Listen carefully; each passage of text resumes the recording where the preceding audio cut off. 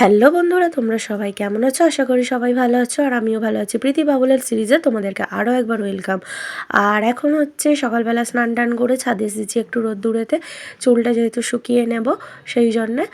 আর ভিজেগুলো কিছু জিনিস ছিল সেগুলো একটু মিলে দেবো রোদ্দুরেতে। আর রোদ্দুরের তাপটা এত পরিমাণে বেশি, মানে গায়েতে খুবই তাপ লাগছে সকালবেলাতেই, একদম প্রচণ্ড রোদের মানে তাপমাত্রা। আর সকালটা বেশ সুন্দর লাগছে দেখতে, তাই না?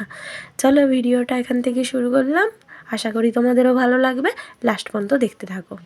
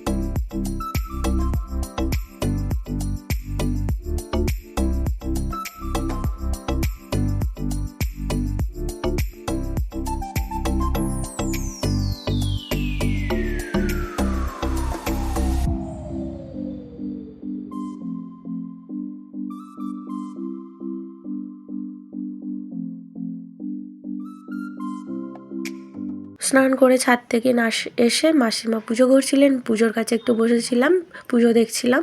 আর মাসিমার পুজোর ভিডিও তো আমি আগেও শেয়ার করেছি, যেহেতু বৃহস্পতিবার মানে আগের দিনের ভিডিও এটা। তো যেই সমস্ত নিয়মকানুনগুলো সেগুলোই করছিলেন, আর কিভাবে কি পুজো করতে হয় কি মানে সেগুলি সব গল্প করছিলেন, কোন ঠাকুরকে কি প্রসাদ দিতে হয়। আর এখন আমি প্রসাদ খাচ্ছিলাম, আর দিদিভাই এইদিকে জামাইবাবুকে খেতে দিচ্ছিল, যেহেতু জামাইবাবু অফিসে যাবেন তো সেই জন্যে। আর এদিকেতে রান্না তো হচ্ছিলো, তো রুটি করছিলেন ব্রেকফাস্টের, আর জামাইবাবু যেহেতু টিফিন নিয়ে যাবেন সেই জন্যে। আর তারপরে গল্প করছিলাম, মানে রান্না করতে করতে দিদিভাইও আমার সাথে গল্প করছিল।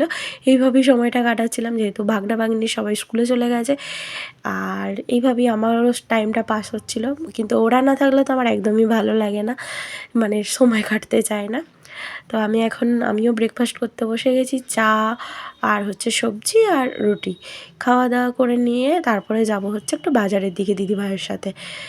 দিদিভাই বাজারে যাবে, কিছু জিনিস কেনাকাটার আছে, আমি বললাম যে ঠিক আছে আমিও যাব। আর এখন খাওয়া দাওয়া করে নিলাম, আমি ব্রেকফাস্ট করে তারপর দিদিভাইয়ের সাথে যাব।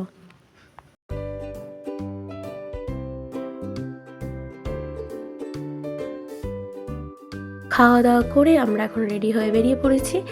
আর সামনে দিয়ে ওই 5-10 মিনিট মতন হেঁটে লাগবে, তাই হেঁটে হেঁটেই যাচ্ছি। আর ছাতা নিয়েও কোনো লাভ নেই, রোদের তাপ ছাতাতেও আটকাচ্ছে না।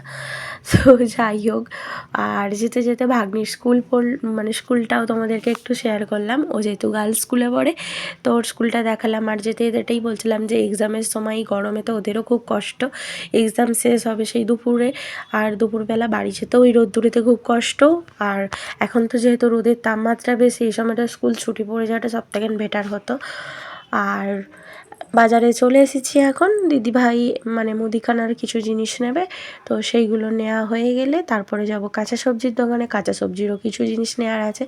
আর এখন হচ্ছে ঈদ বলে তো সব জিনিস একদম মানে খুবই দাম বেশি, মানে কোনোটাই দাম কম এরকম না, সব দাম বেড়ে গেছে। কারণ সবজি তো দাম বেড়েছে কিন্তু ঝিমিয়ে গেছে, আর অনেকটা বেলাতেও এসেছি সেই জন্যই আরও ঝিমিয়ে গেছে সবজি। সবজি বেশি যত টাটকা টাটকা নেওয়া হবে ততই বেশি ভালো। এখন এই সমস্ত যেগুলো নেয়ার দিদিভাই কী সব নিচ্ছিল সবজি, সেগুলোই শসা, তারপরে কুমড়ো, তারপরে হচ্ছে ক্যাপসিকাম, এই সমস্ত। তারপরে মিষ্টির দোকানে চলে আসলাম, মিষ্টির দোকানে এসে মিষ্টি কিছু জিনিস কেনা হলো। আর এই দোকানের মিষ্টির কোয়ালিটি খুব ভালো, আর দামটাও খুব মানে সাধ্যের মধ্যে একদম, মানে যে খুব বেশি তাও না, সব মানুষই কিনে খেতে পারবে। আর কোয়ালিটি কিন্তু খুব সুন্দর। তো আর মিষ্টি নেওয়ার পর আর দই লস্যি যা পেপসিগুলো ওরকম নেওয়া হলো, অনেক দিন পেপসি খাওয়া হয়নি। আর আমাদের তো ছোটোবেলায় তখন নানান রকমের পেপসি ছিল, তখন আমরা সেইগুলোই খেতাম, এখন তো সেই সব আর পাওয়াই যায় না। তো বাড়ি গিয়ে দেখা হবে, চলো। বাড়িতে এসে খাওয়া দাওয়া করতে বসে গেছি। এঁচোড়ের তরকারি, চাটনি আর হচ্ছে চাটনি না, ওটা আম কাসুন্দি ছিল, আর হচ্ছে পোস্ত।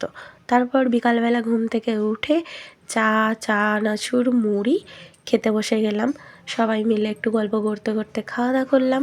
খাওয়া দাওয়া করার পর দিদিভাই একটু ভাগ্না ভাগ্নিদেরকে পড়াতে বসবে, তো ওদেরকে পড়িয়ে ওঠার পর তারপর রাত্রের ডিনারটাও আমরা কমপ্লিট করে নেব। চলো বন্ধুরা, ভিডিওটা কেমন লাগলো অবশ্যই জানিও। সারাটা দিন এইভাবেই টুকটাক তোমাদের সাথে শেয়ার করলাম, যেভাবে কাটিয়েছি। আর এখন তো এবার ডিনার করব। ভাগ্নি আর আমি দুজন মিলে আগে খেতে বসে গেছি। ডিনারে ছিল রুটি, সবজি আর ডাল, মিষ্টি। চলো আজকের মতো টাটা, দেখা হবে তোমাদের সাথে আবার একটা নতুন ব্লগেতে। ততক্ষণ তোমরা সবাই ভালো থেকো, সুস্থ থেকো।